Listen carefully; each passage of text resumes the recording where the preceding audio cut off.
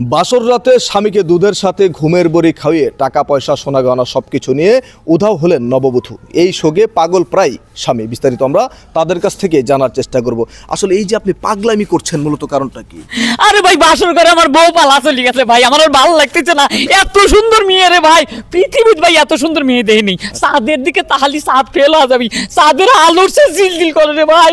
আচ্ছা এই যে আসলে আপনার বউ এত সুন্দর, মানে পৃথিবীতে ওর মতো সুন্দরী মেয়ে নাই, জীবনেও দেই নেই। এত সুন্দর মেয়ে রে ভাই আমি জীবনেও দেইনি। চাঁদ কি, চাঁদের আলো কি, মানে এত জিলজিল করে ভাই, মানে মুখের ভিতর মনে হয় যে কাছে নিয়ে রাখলে পরে আমার দুনিয়া ঠান্ডা রে ভাই।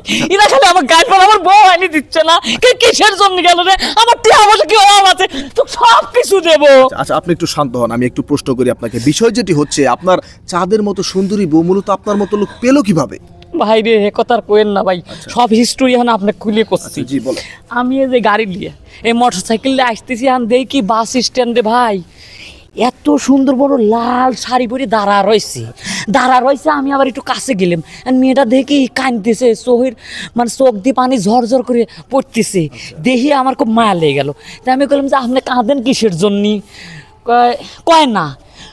আমি আবার জিজ্ঞেস করি, আমার কাছে কোনো সমস্যা নাই, মানুষ বিপদে পরিবারই পারে, তাই না? পরিবার পারে না, কোনো বিপদে পড়লে আমি আসি, সব সমাধান করিয়ে দেবো মনে।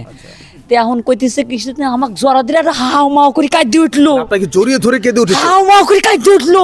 ওরে ভাই দেখে আমার মনে বুকটা ফাটি গেল, এত সুন্দর মেয়ের ভাবে কাঁদ মায়া লেগে গেল। তো তখন আবার আমাকে সব কিছু খুলে কওয়ার পরে তে আমার তো মায়া লাগলো যে কী হয়েছে কন। তো এখন কইতেছে কি যে আমার পছন্দ হলো এক বুড়ো ছাওয়ালের সাথে আমার বাপ মা জোর করে বিয়ে দিতেছে, এই জন্য আমি পালা চলে আইসি। এখন এত রাইতে কোনে যাব ভাই, এই কথা মনে পড়ে কাঁদতেছি। বললাম তোমার কোনো সমস্যা নাই, আমি আসি না, আমি বড় লোকের সওয়াল, আমার বাড়ি সব কিছু আছে, টিয়া পাঠা দেখা যায় গাড়ি 3.5 লাখ টাকা দিয়ে গাড়ি কিনছি, অটো সিট খালি আছে, অটো আমার বাড়িতে নিয়ে যাই। আপনি মূলত সহযোগিতা করার জন্য বাড়িতে নিয়ে আসতে চেয়েছিলেন, তারপর বিয়ে করলেন কিভাবে মূলত? কই লাভ দিয়ে গাড়ি উঠলো, হোন্ডাটা ঠার দিয়ে মনে করেন যে 10 মিনিট যেভাবে বলছেন আসলে যে লাভ দিয়ে গাড়িতে উঠলো, মানে মহিলা মানুষ লাভ দিয়ে কি গাড়ি উঠি বললো, খুশি উঠি বললো, বিপদে পড়ছে মহিলা, বোঝেন না তো। ঠাস করে 10 মিনিটের ভিতর মনে করেন যে গাড়িতে বঁ করে গাড়ি থামাইলাম। আমার মা চলে আসলো, বাড়ি যা সবাই চলে আসলো, বলে কি হয়েছে রে? কম তাড়াতাড়ি ঘরে তোলে, মায়াটা বিয়ে করবা, কাজে লিয়ে আয়।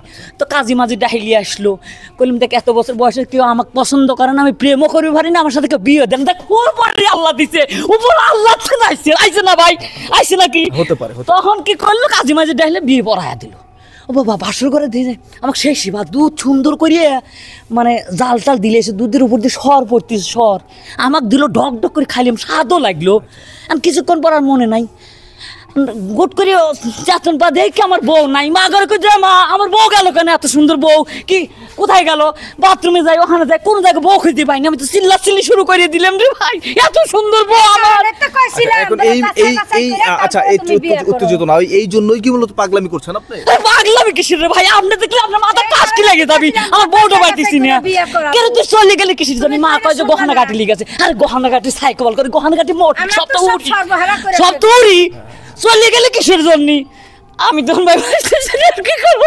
দর্শক আপনারা দেখতেই পারলেন, এক ধরনের পাগল প্রায় এই স্বামী নববধূকে হারিয়ে, সুন্দরী তরুণীকে হারিয়ে। আমরা একটু ওনার মায়ের সাথে কথা বলার চেষ্টা করবো। আসলে যে আপনার ছেলে কেন যে পালায় গেল এটা কইতে পারলাম না, কিন্তু বউ আসলেই অনেক সুন্দরী আছিল। তারপরও আমি ছেলেরে বলছি, বলে বাবারে কার মেয়ে কার কি যাচাই বাছাই করে হেসে বাবা বিয়ে করাই। হের কাছ থেকে ঠিকানা ডালো না হয় আমরা রাতেই চলে যাই, মানে এমনিতে কোনো যাচাই বাছাই না করে হুট হাট করে আপনার ছেলে তাকে বিয়ে করে নিয়ে আইছি। তারপরেও আমরা মানি নাই, পরে যাই যে উকিলের কাছে বিয়ে পড়াইছে হ্যারে আমি পোলারে ডাইকে আনাইছি। পরে কয় হ আমার কাছে বিয়ে পড়াই এখন লইছি। যাই হোক দর্শক, আমরা একটু জানতে পারছি বলে ওই উকিলে বিয়ে পড়াইছে। আসলে যে আপনারা কারা মূলত? আপনাদের আমি হচ্ছে ওর আপন মামাতো বোন, আমার ফুফাতো ভাই। এই চুপ কর, কথা বলতে দে। তারপর হয়েছে কি, এমনিতে যে চেহারার ডগ কে পছন্দ করে না সহজে। তো অনেকদিন পরে ফোন দিল যে তুই কই, আমি তো বিয়ে করছি, সুন্দর একটা বউ পাইছি। তো যাই হোক অনেকদিন পরে বেচারা পাইছে, একখান বউ বিয়ে করছে, খুশি সংবাদ। তো সকাল হয়ে রাতটা যাওয়ার পরে সকালে আসলাম, মা এসে দেখে কীর্তিকলাপ চলতেছে। আচ্ছা এখন এই যে ওনার বউ বাসর রাতে পালিয়ে গিয়েছে, মূলত কেন গেল কি বলে মনে হয় আপনার কাছে? আমার তো মনে হয় যে চেহারার জন্য আসে নাই, আসছে তো মনে হয় যে মানিটা নিয়ে আসে, এই জন্য আসা হয়েছে। চক্র যেটা সেই জন্য আসছে। দর্শক আপনারা দেখতেই পারলেন আজকের ঘটনাটি। আমরা আজকের ভিডিওটা যদিও হাস্যরসিকভাবে তৈরি করেছি, কিন্তু ভিডিওটা থেকে আপনারা এতটুকু শিক্ষা অবশ্যই গ্রহণ করবেন, সেটা হচ্ছে এই ভদ্রলোক যেভাবে বলেছিল যে বাস স্ট্যান্ডে বউরূপে দাঁড়িয়ে থাকা এক তরুণী তার কাছে সাহায্য চায়, সাহায্য করার উসিলায় তার কাছে এক পর্যায়ে তাকে বিয়ের প্রস্তাব দেয়, তারা দুজনকে বিয়ে করে, বিয়ে করার পরে বাসর রাতে দুধের সাথে ঘুমের বড়ি খাইয়ে কিন্তু তাকে অজ্ঞান করে তার সকল টাকা পয়সা সোনা গহনা নিয়ে পালিয়ে গিয়েছে। এটা একটি চক্র, যদিও এটা কোনো বাস্তব ঘটনা না, সম্পূর্ণ কাল্পনিক ভিডিও, বাট এইরকম ঘটনা বর্তমান সিচুয়েশনে অনেক ঘটতেছে। এর চাইতে ভয়ঙ্কর চক্র আমাদের সমাজে বর্তমান চলতেছে। এই চক্রগুলো থেকে আপনারা সবাই অবশ্যই অবলম্বন হবেন, সতর্ক থাকবেন, তা না হলে এইরকম চক্রে আপনারাও চক্রিত হতে পারেন। ধন্যবাদ, সবাই ভালো থাকবেন।